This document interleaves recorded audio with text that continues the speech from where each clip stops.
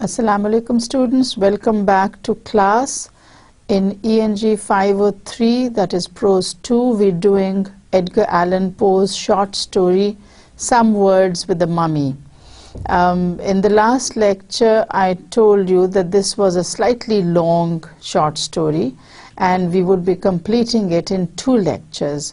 So we started off with the story, and I was telling you about Poe's characteristics of style and the fact that he generally manages to write about a subject that captures the attention of the reader and maintains that suspense throughout.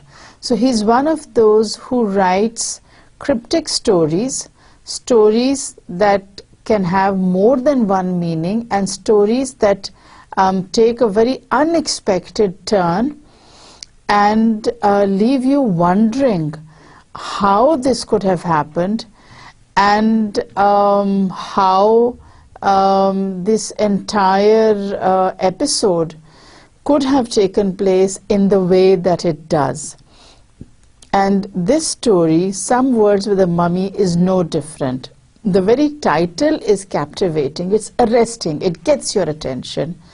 And you start thinking, how can you have words with a mummy? Either a mummy is a mother, or a mummy is the embalmed and the preserved body of a human being who died hundreds or possibly thousands of years ago.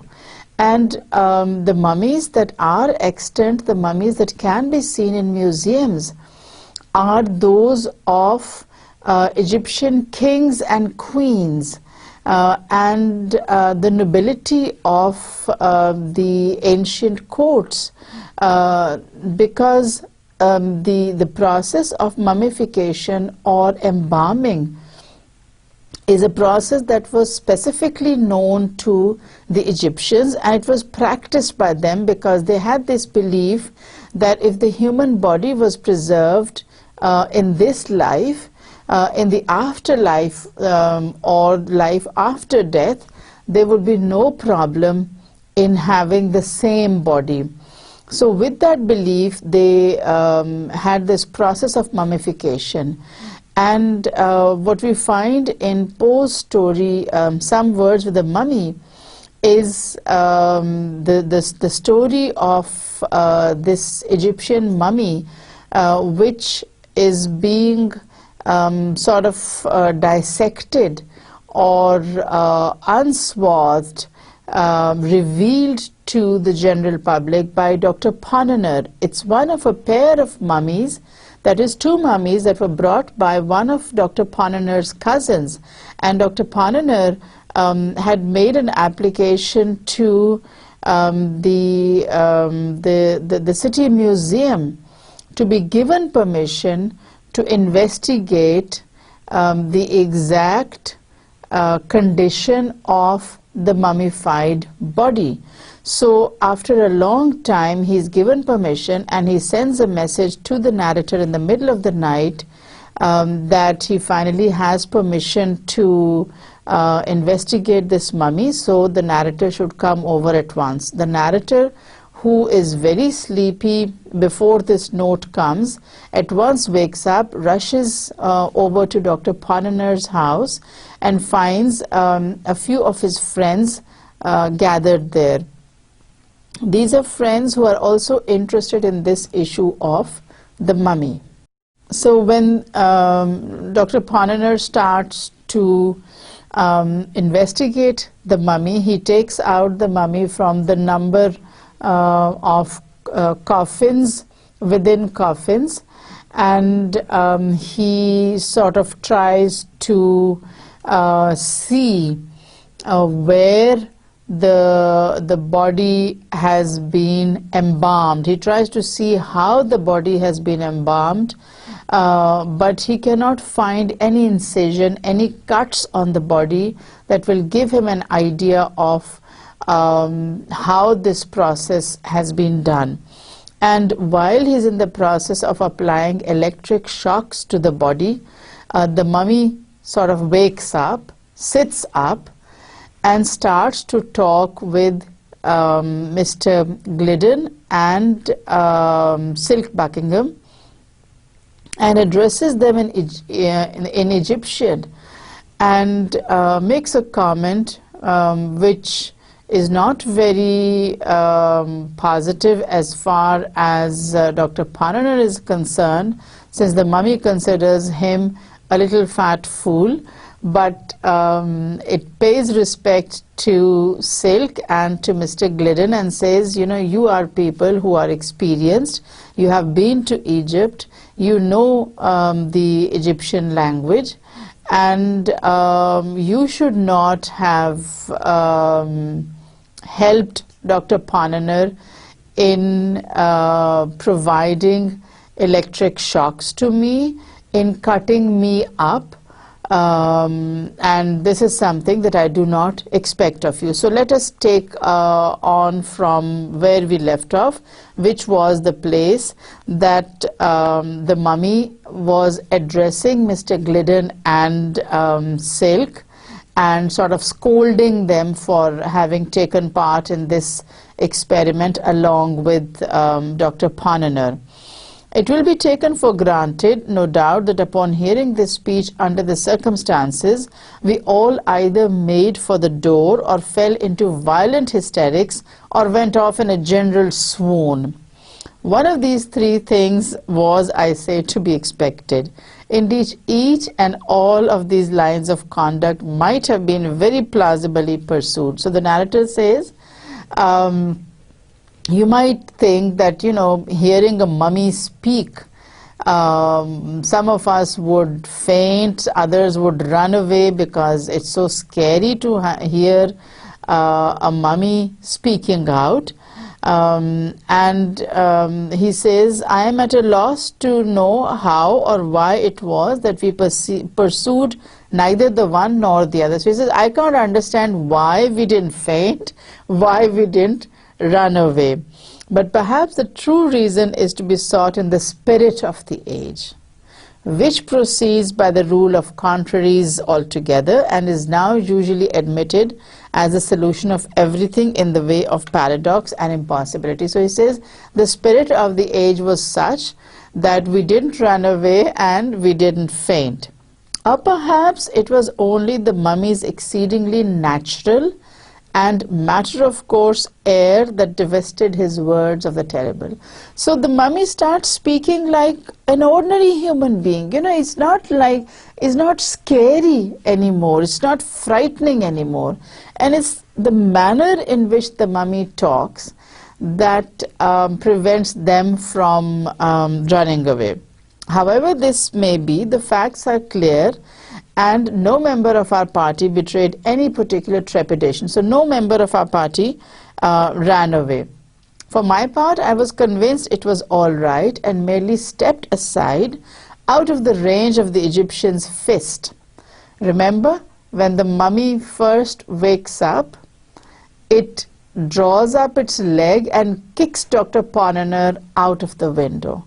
So the narrator is a very smart man. He stays out of reach of the mummy's fist.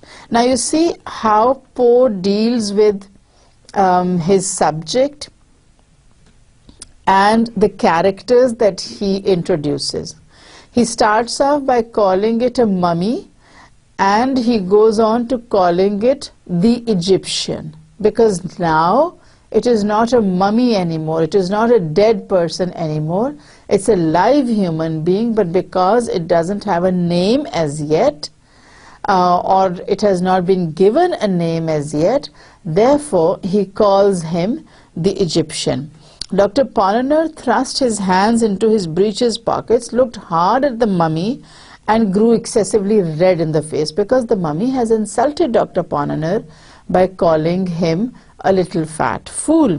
Mr. Glidden stroked his whiskers and drew up the collar of his shirt. Mr. Glidden is very, full of sense of importance, because the mummy says, "You're a smart man, you know Egyptian." Mr. Buckingham hung down his head and put his right thumb into the left corner of his mouth. Poe has this sly way of creating humor. Try to put your right thumb into the left corner of your mouth. It's a very silly gesture. So what happens when he makes the silly gesture? The mummy regards him with a severe countenance, looks at him and says, "Why don't you speak, Mr. Buckingham? Did you hear what I asked you or not?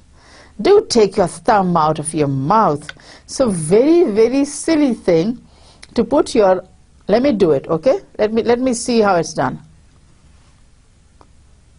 How does that look? Very silly, you know. I don't look like a professor doing that. Mr. Buckingham is a very learned man, so to see him doing that, the mummy says, "Don't do that, take your thumb out of your mouth." So what does Mr. Buckingham do? He puts his left thumb in the right corner of his mouth. Let me do that for you. Yes, I do not look like a sane person. Mr. Buckingham didn't look like a sane person either. So not being able to get an answer from Mr. B, the figure turned peevishly to Mr. Glidden and in a peremptory tone demanded in general terms what we all meant. So the mummy starts behaving like a very angry man and says, "You know, what are you people doing? What do you think you're doing?" So Mr. Glidden replied at great length in phonetics. And but for the deficiency of the American printing offices in hieroglyphical type, it would afford me much pleasure to record here in the original the whole of his very excellent speech.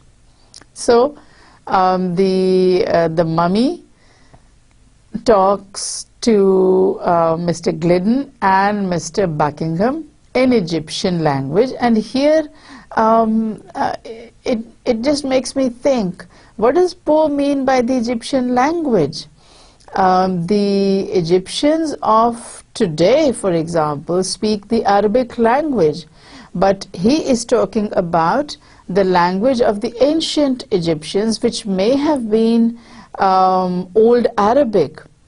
But Poe's knowledge on that extent is limited. So he just says that because they are from Egypt, so they are speaking Egyptian. That is like saying, what? Because we are Pakistanis, we speak what? Pakistanian? No, we speak the Urdu language, we speak the English language, and we speak our regional languages.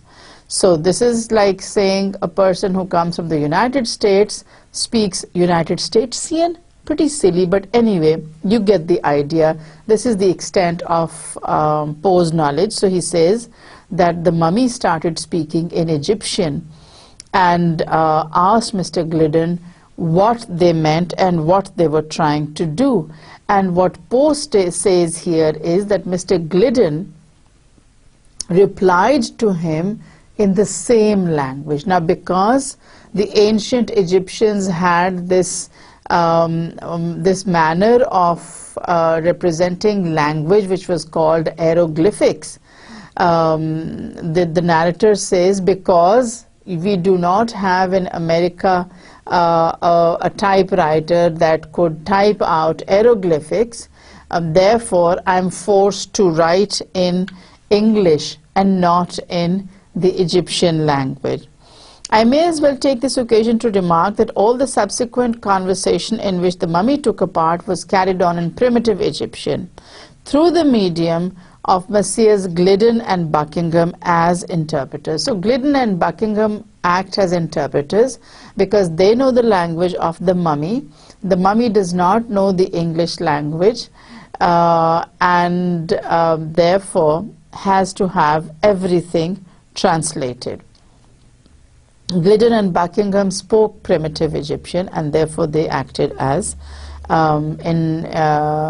interpreters, and the narrator gives full credit to Mr. Buckingham and Mr. Glidden for not only knowing the language but for being able to translate simultaneously whatever the mummy is saying.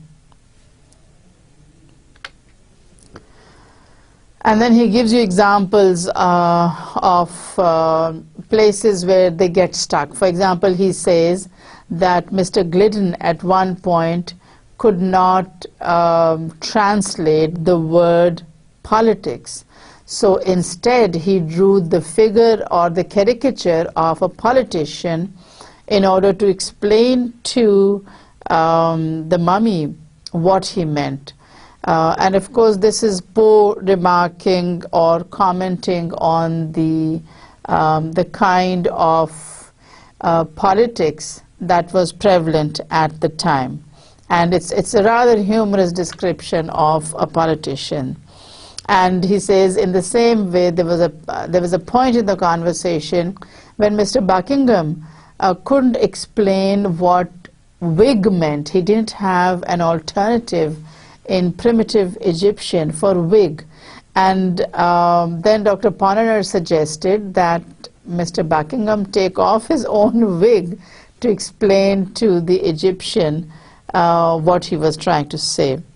And again, Poe is making a snide remark here when he talks about Mr. Buckingham wearing a wig, because you know at one time it was very fashionable for wigs to be worn, and then there came a time when men started to grow bald very early, and therefore they took to wearing wigs. Even now you see so many young men particularly are losing their hair at a very early age, 22, 23, 25 years old, and they lose all the hair on the head, and a lot of people have started wearing hair pieces. I'm sorry, it is not funny and I should not be laughing at it, but that is something that a lot of people are doing. So when it came to that point, they had to resort to other things. What he's trying to point out here is that in spite of the fact that Mr. Glidden and Mr. Buckingham knew ancient Egyptian, there were some words, some phrases that did not have an equivalent in the language. So Mr. Buckingham and Mr. Glidden tried to act as interpreters, and at this point the narrator says that the mummy, who has the name of Ala Mistakio, concluded that since these things had been explained, there was a need for an investigation to be made. And when he started talking about investigations, you see that Dr. Ponener thought that it was the mummy that was going to be investigated. It turns out that it is Glidden, Buckingham and Ponener who are actually being investigated, and of course the narrator himself. And here onwards what Poe is presenting is a very, very realistic portrayal of what Americans think they have accomplished and what the Egyptians had accomplished thousands of years ago. And he makes a very good comparison of the two civilizations. And what you will see is that Americans who are being represented by Poe, Glidden, Buckingham and Ponener are very proud of their achievements. And yet, when you compare it with what the ancient civilizations had achieved, it doesn't appear to be much, but we'll go into that in detail in a little while. So, what the mummy does is that he wants to know what investigation they are going to conduct next? What is going to be the course of action? So Dr. Pananar says, you know, we need to stitch you up, we have cut you up, we've cut your foot, we have injured your nose, we have bruised your temples. So let us first put that right. So he says, we sewed up the wound in his temple, bandaged his foot, and applied a square inch of black plaster to the tip of his nose. So his nose had not been injured much. A tiny bit of plaster was enough to do that. And this is where they find out that this mummy is that of Count Alamistechio. That's his name. And henceforward, Poe is going to refer to him as the Count, not as Alamistechio, not as the Egyptian, not as the mummy. Now he is alive, and so he is going to be given all the credit and respect that is to be given to a nobleman. So it's now that the narrator observes that the Count is sort of shivering. It was very cold. Obviously, he didn't have any clothes, so he was shivering. And at this point, the doctor goes at once to his wardrobe and comes back with a few articles of clothing, which again Poe mentions with a little bit of sarcasm, because he says that what the doctor brings back is a black dress coat made in Jennings's best manner, a pair of sky blue pantaloons, plaid pantaloons with straps, you know, the kind with suspenders or braces, a pink gingham chemise. A pink chemise? Dr. Pananar wears pink chemise? Well, that's what he's wearing, so that's what he brings for the Count.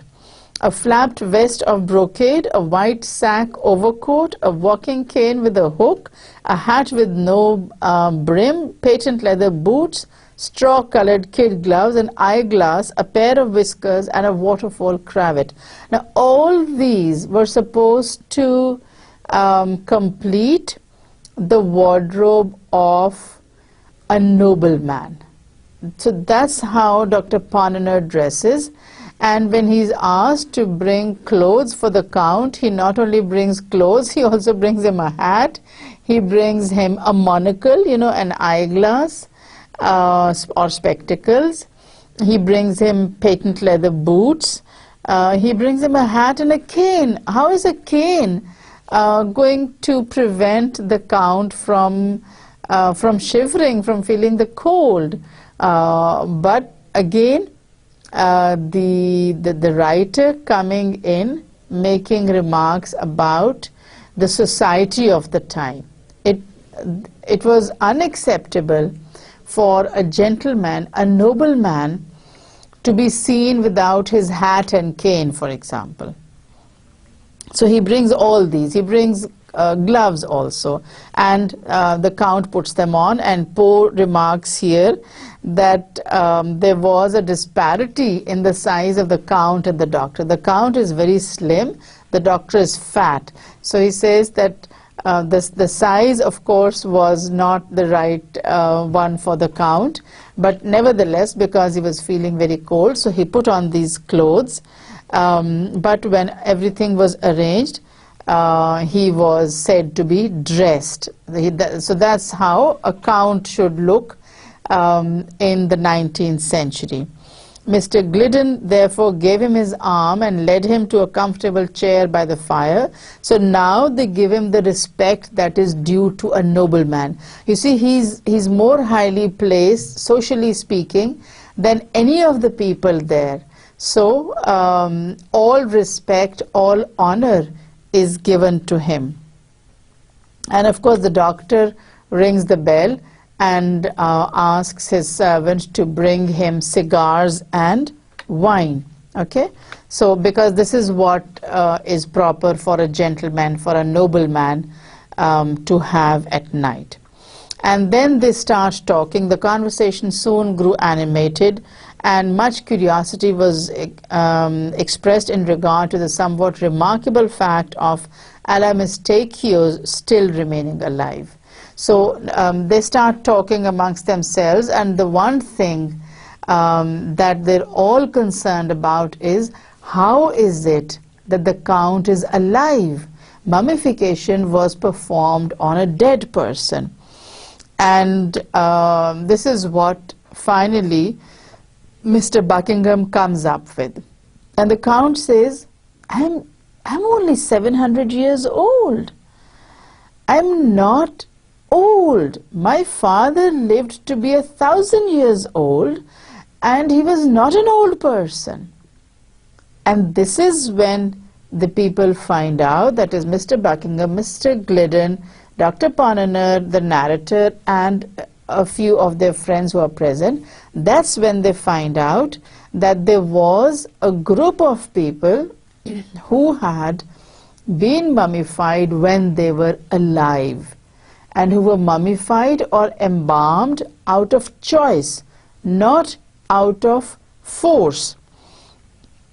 So then they start asking him about that process, and he says that, well, if you weren't dead then, you should have been dead in all these thousands of years that you have been mummified. And the Count says, mummified in what? And Mr. Buckingham says, in as asphaltum. And the Count says, oh, so you think that I was embalmed in asphaltum? Well, that is where your knowledge is faulty, because we were embalmed in bichloride of mercury, which is a totally different thing. And that is the reason why we are how we are.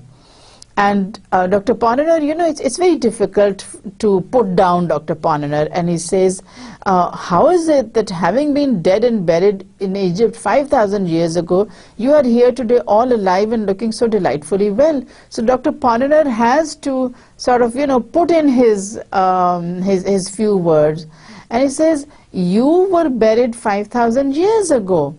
How is it that you're still alive? So he has not understood what the Egyptian, or what Count Alamistekio is trying to convey to him. And so the Count says, all right, I'm going to explain to you what actually happened. And he says, I was not dead when I was embalmed. You will not understand, because you people have not made progress in the same way. And the example that he gives is, he says, for you, Calvinism is still in its infancy.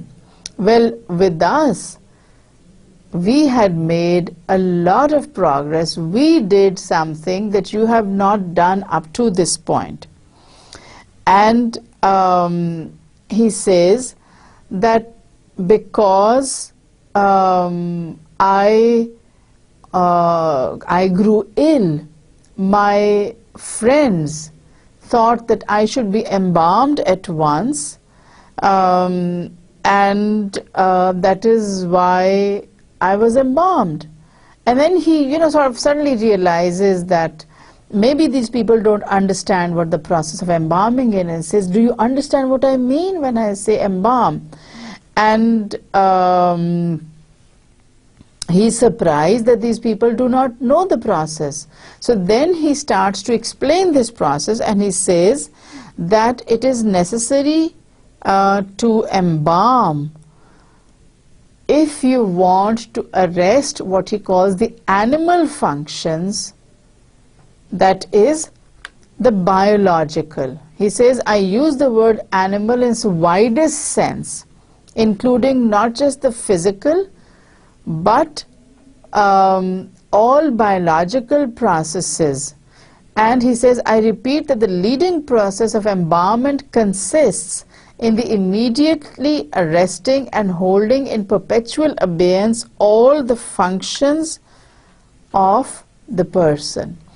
So embalming is not preservation. It is stopping all biological functions.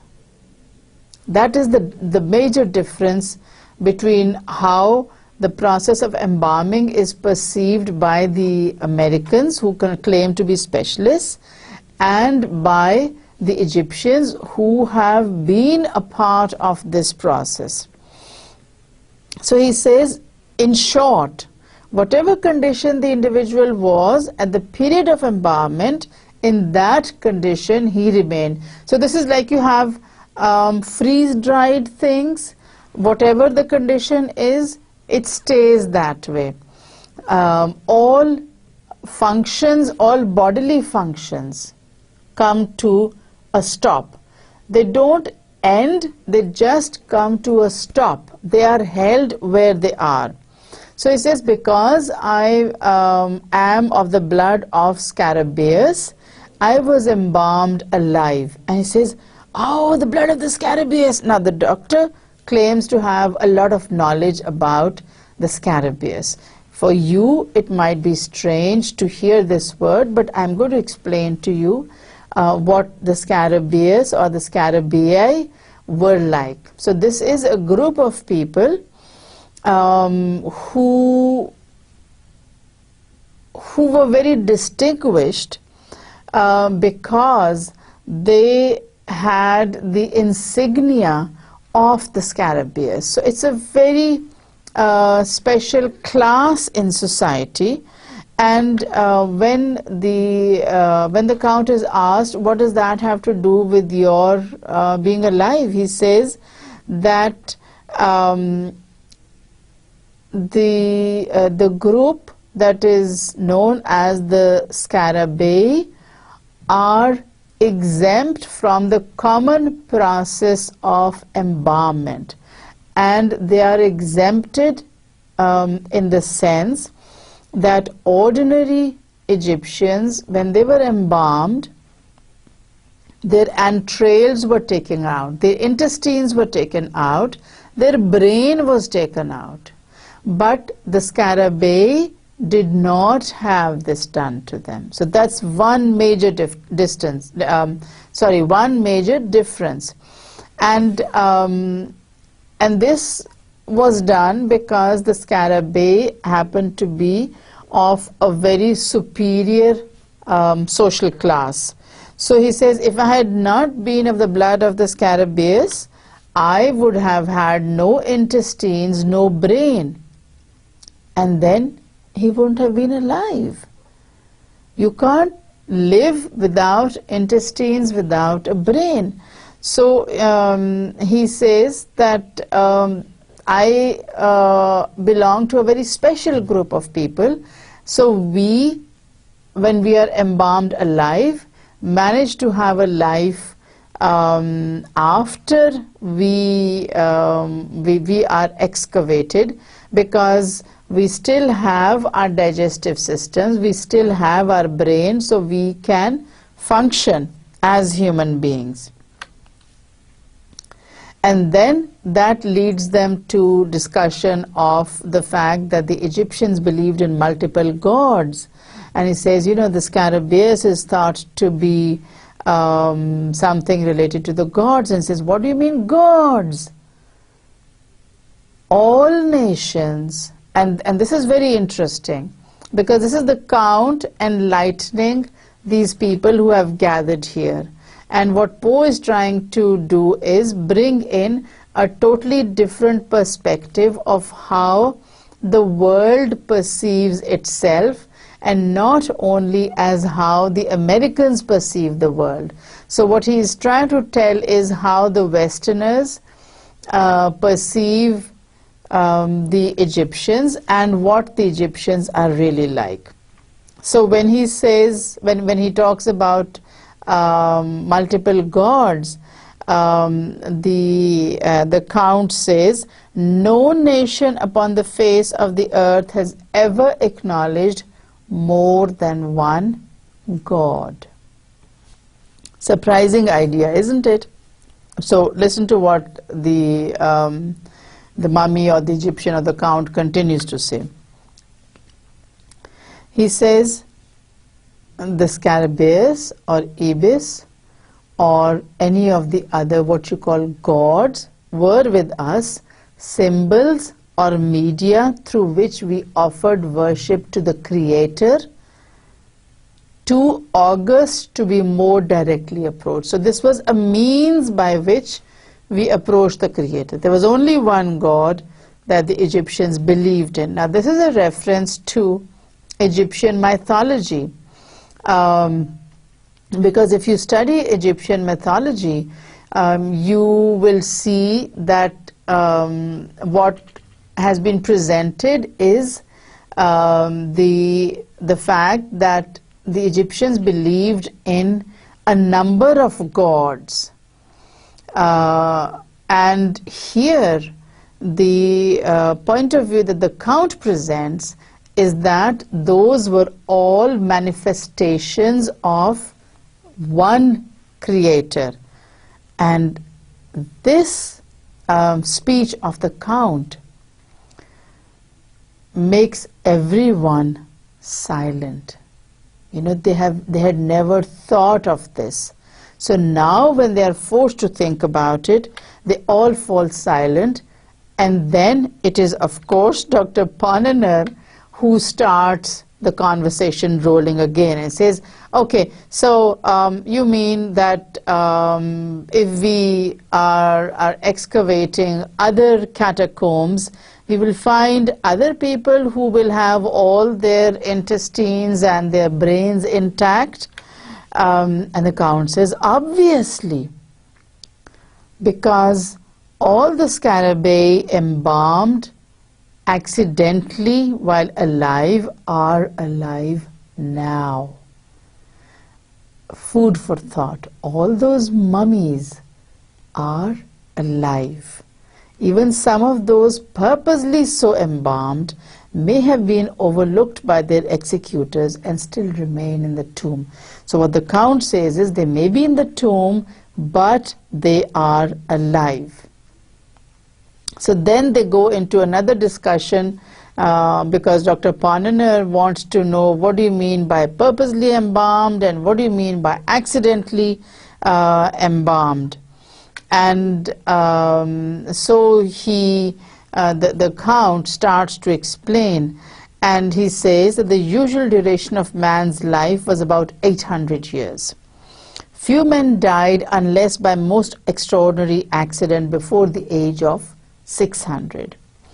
So after the discovery of the embalming principle, it occurred to our philosophers that a laudable curiosity might be gratified if people were embalmed before they turned 800 years, so that they could be brought to life after a certain span of time, and they could observe the changes that had taken place in the meanwhile. And here he makes a comment on what the writers of the time were writing and how the critics and the general public viewed their writing. So he says, for example, a historian having attained the age of 500 would write a book and then have himself embalmed and then be brought to life after, let's say, 500 or 600 years,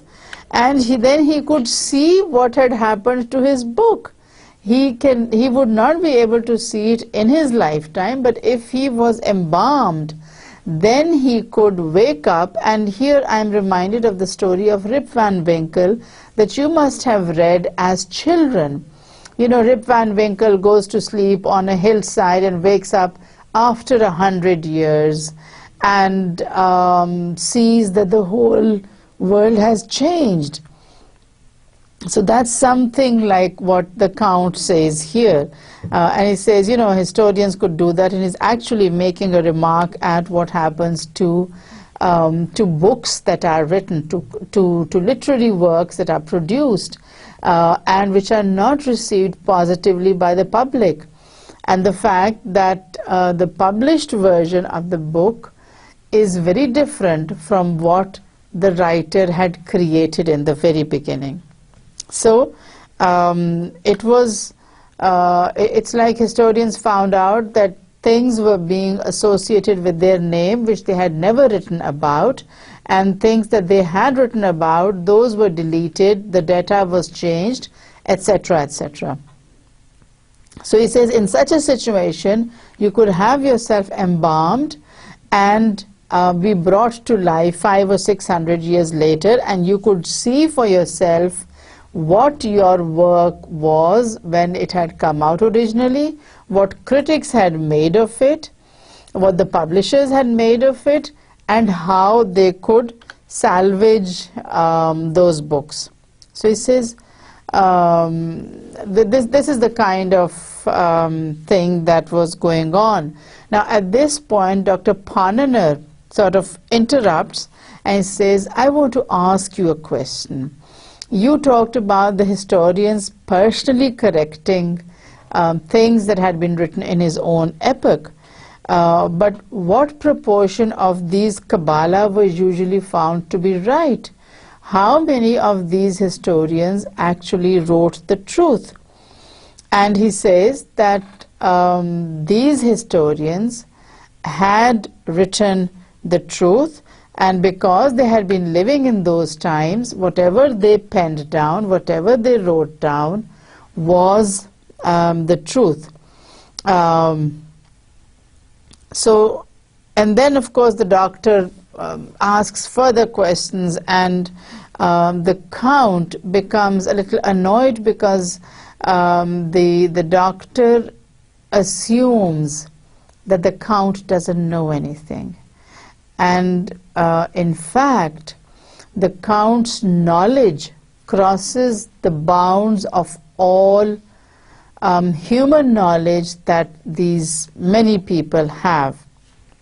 So when the doctor says that your ideas are totally novel, the count says that you do not have access to total knowledge.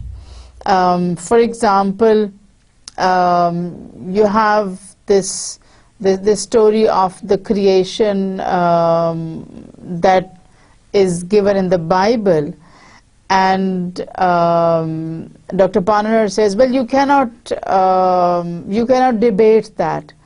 And the count says, what do you mean? Your knowledge is so old, your knowledge is so outdated. You talk about creation starting from one man, that is Adam, and that is not the case, because this universe was created, or this world and its people were created by spontaneous germination. Have you heard that word before? Spontaneous germination? No? Okay, let me explain what it means. Spontaneous germination is when he says it's like plant sprouting. Plants are a lower order. So he says that actually what happened was 5 vast hordes of men sprang up in 5 distinct and nearly equal divisions of the globe. Now what he's referring to here is the fact that at that time the world was thought to be divided into 5 continents: America, Europe, Asia, Africa, and Australia. So 5 continents. Antarctica had not been discovered. South America was not considered a separate continent. So he says people sprang up, people were germinated. They sprang up overnight in these different areas. Of course, this, people didn't believe it. Dr. Pananer doesn't believe it. Mr. Glidden doesn't believe it. And Mr. Silk Buckingham looks at the head of count a la mistake-you, and starts thinking. And here Poe is referring to the fact that the size and shape of the head was considered to be an indicator of intelligence. So he looks at the head of a la mistake-you, and he says, the long duration of human life in your time, together with the occasional practice of passing it, must have had indeed a strong tendency to the general development and conglomeration of knowledge. So Buckingham makes a long speech, and he says that I would like to know the answers to certain things, and I'd like to know if your people were in any way superior or inferior to Americans, because your head is shaped differently from our heads. And the Count again says, I don't understand. What are you saying? And of course, this is where all those Americans, they jump in and they try to explain to him how superior they are when compared with any of the other races. So the Count very quietly, very patiently, and very silently listens to all of this, and then he says that I'm going to tell you a few stories. And then he tells them a few stories about Egypt, which render null and void all the stories that these American gentlemen had heard, and which showed the intelligence of Europeans, of the Aryan race. So the Egyptian mummy, or the Count a la mistake-you, relates a few anecdotes and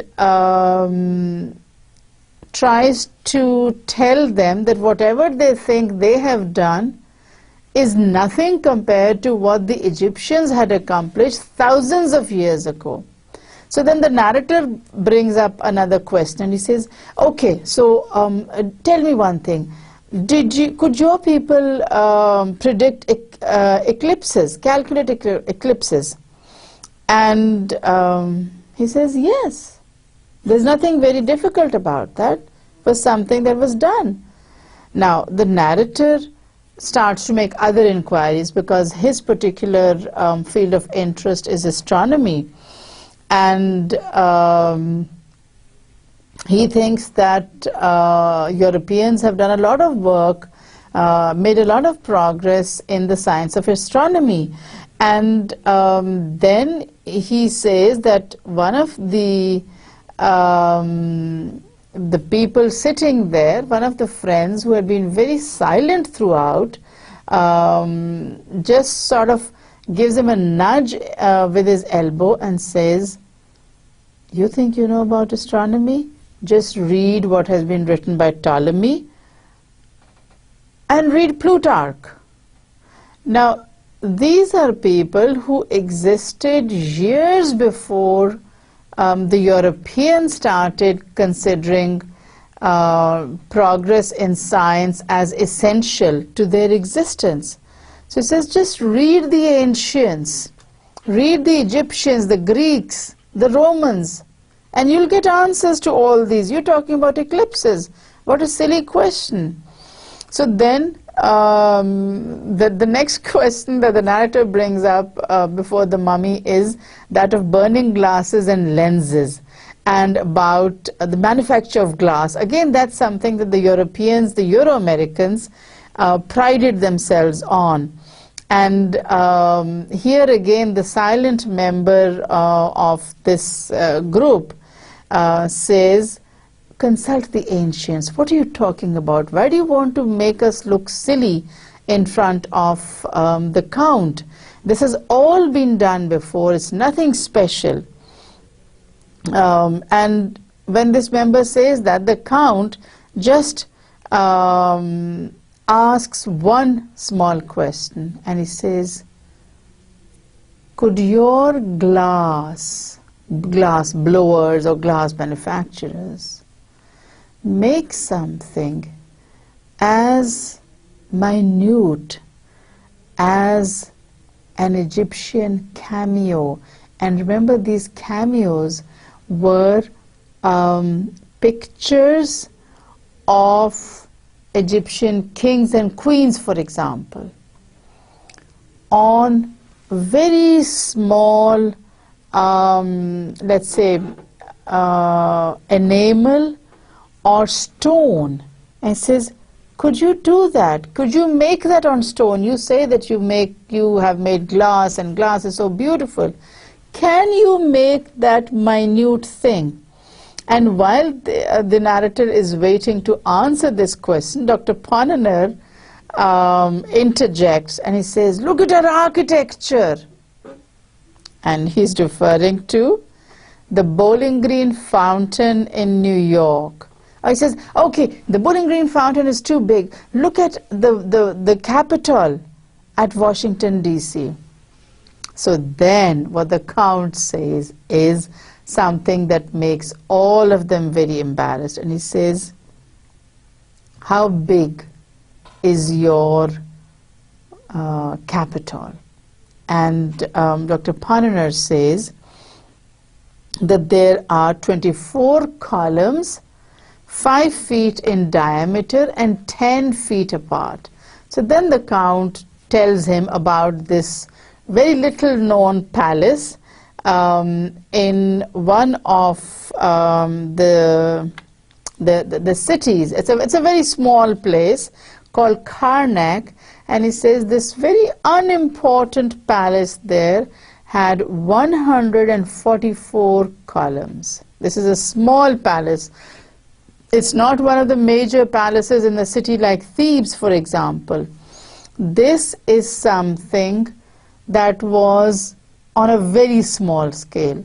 So you compare your Capitol in Washington, D.C. with 24 columns with an inferior palace which has 144 columns, 37 feet in circumference and 25 feet apart. So imagine the size of that palace. And this is not one of the major palaces. This is one of the minor palaces. And the Count says that the approach to this portico, this veranda, was from the river Nile. And it's an avenue that is 2 miles long. From the river Nile, you could directly approach this palace.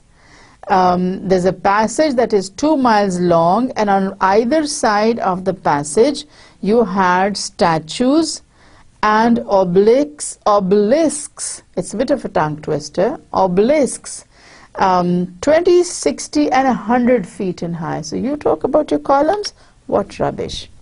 The palace itself, he says, was in one direction 2 miles long and probably about 7 miles all around.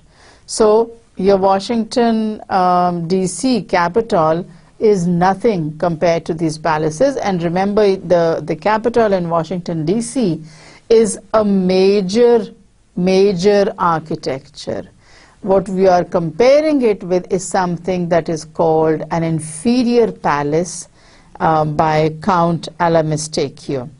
So he says, 50 or 60 of your capitals could probably fit into this inferior palace at Karnak. So he says, I'm not comparing things, but I'm just telling you that this is what our architecture was like. So then the Count asked him, what more do you want to ask? So the narrator says, what about our railroads? Our railroads are wonderful.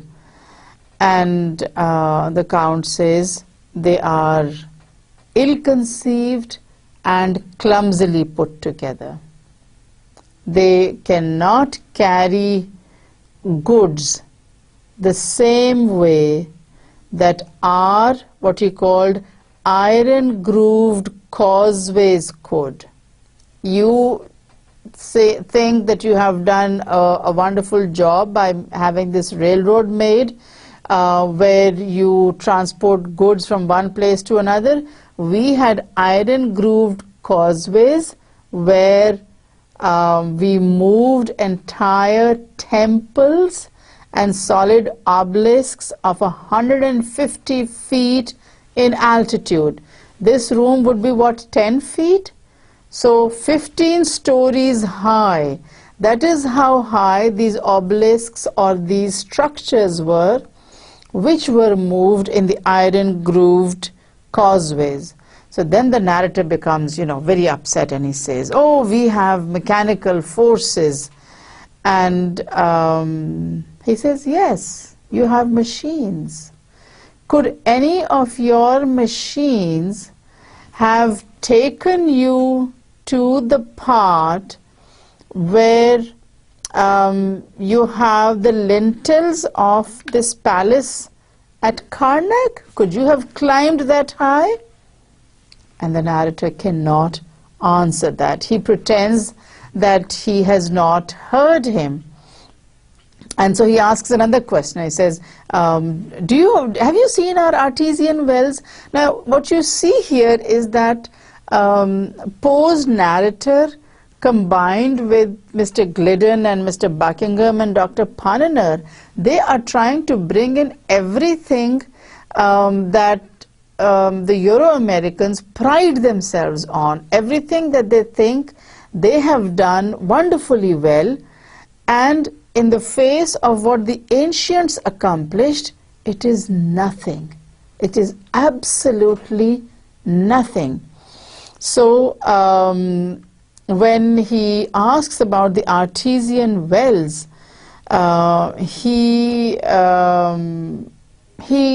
Count doesn't even bother to answer, and it's Mr. Gliddon who answers that one of the archaeological finds is one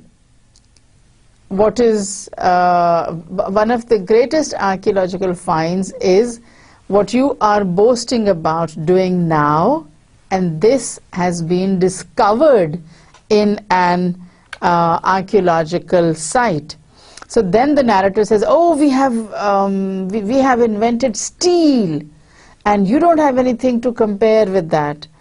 And by now Poe starts referring to the Egyptian as the foreigner. You see how the change in language takes place. The change in nomenclature shows the opinion of these people. They had referred to him first as the mummy, then they graduate onto the Egyptian, then they call him the Count, and now they call him the foreigner. So now he becomes somebody who is not from the United States, somebody who is not from their group of people. And when the narrator asks him about steel, he says, could your steel have done the carving on these giant structures which are known as obelisks? Could your iron, could your steel have done that? Because this carving was done by tools that had copper as a carving point. So, in other words, what he's saying is that your steel is nothing very fantastic. Now, this sort of puts out everyone, and he says, we need to discuss something else. And what they think of is metaphysics or abstract principles, abstract concepts. And he says, we have this book called Dial, and let me read to you a chapter from that, and let me talk to you about the great movement of progress. And the Count said that great movements were awfully common things in his day, and as for progress, it was at one time quite a nuisance, because it never progressed. So very, very sarcastically what he's saying is, you talk about progress, you talk about values and concepts and abstractions, but what is it that you are actually achieving? Have you really managed to accomplish something worthwhile? So then, because these are all Americans and because for them democracy is a great institution, they talk about the beauty and importance of democracy. But the Count is not impressed, and he listens with interest, and he's amused, and when they've all finished speaking, he says, yes, it happened with us also.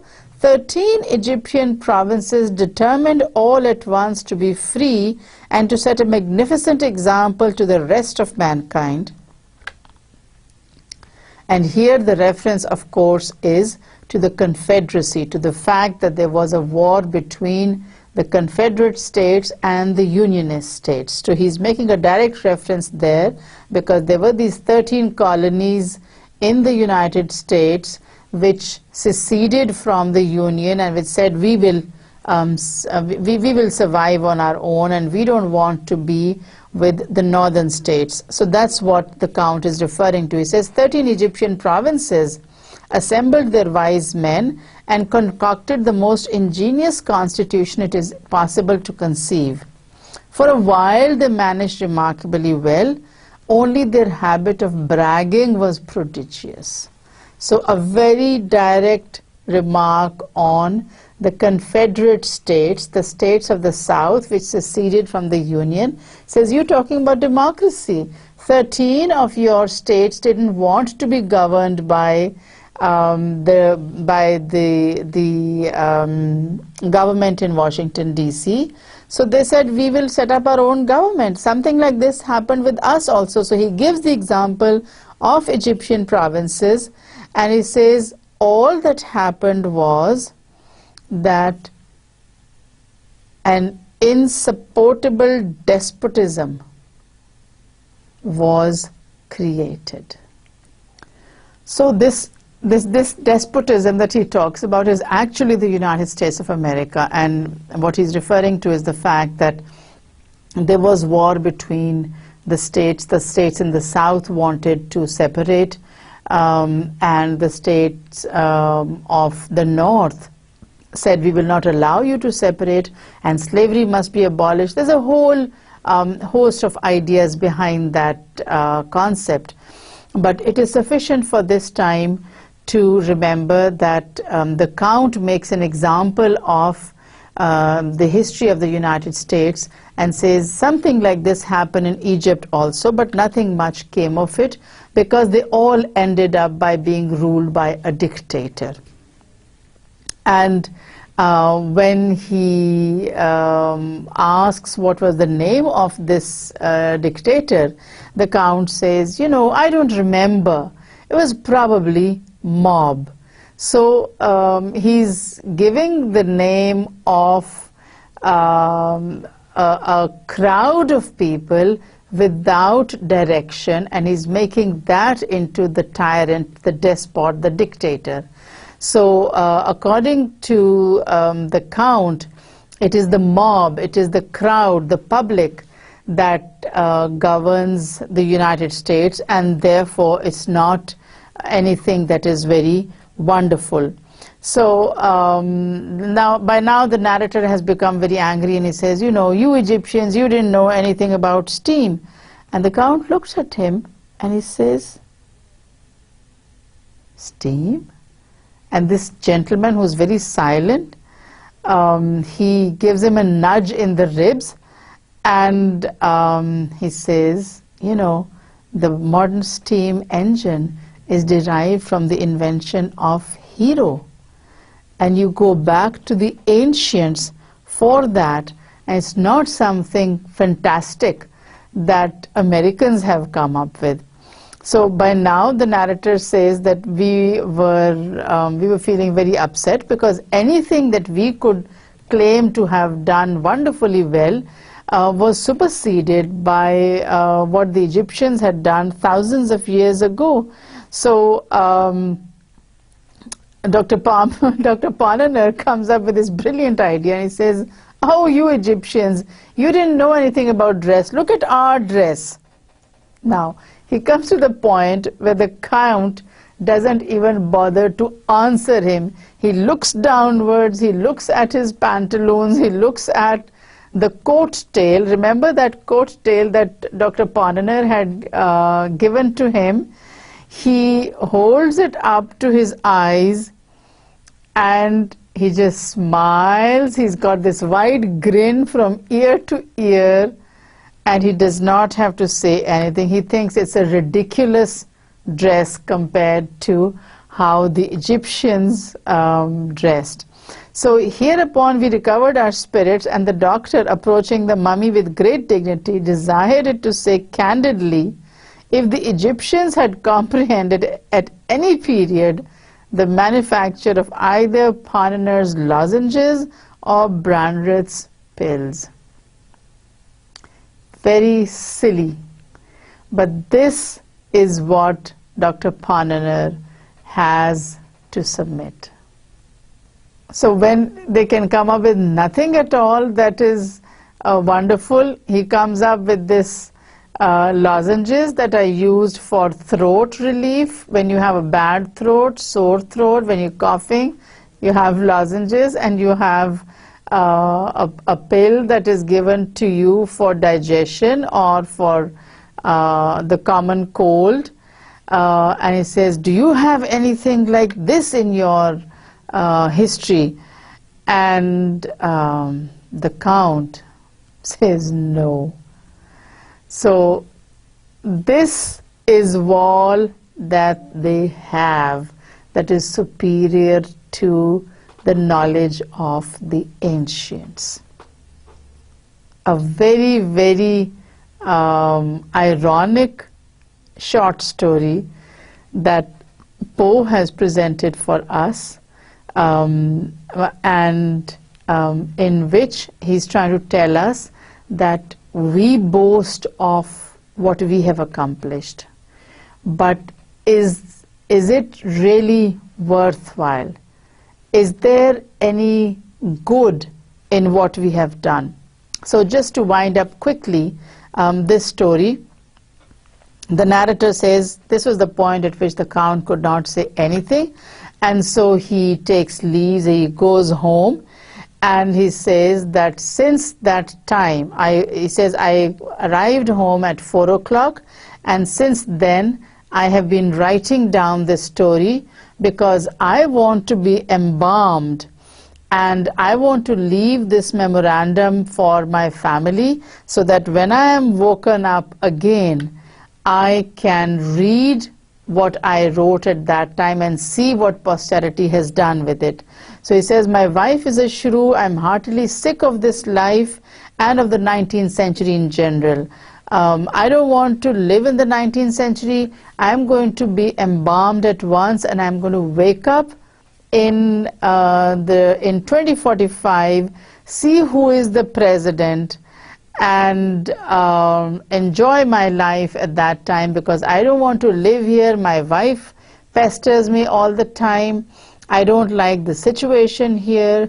So I just want to be gone away from this place, from this time. I'm going to have myself embalmed like the Count, and I am going to lead a wonderful life. So just before I leave off, let me quickly recap what we've done today.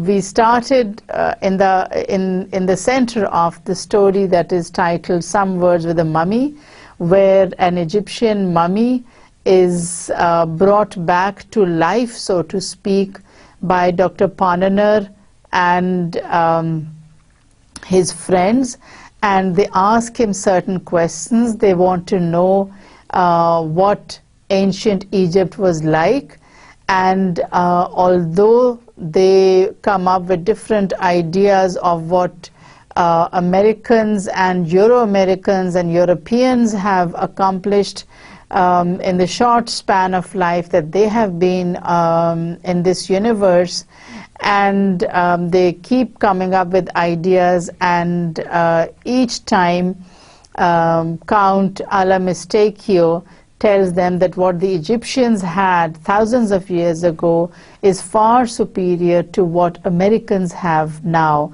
So a very ironic short story in which Poe tells of certain things that Americans pride themselves on, but which are not really accomplishments, because the same thing, if not better, had been developed by the Egyptians thousands of years ago.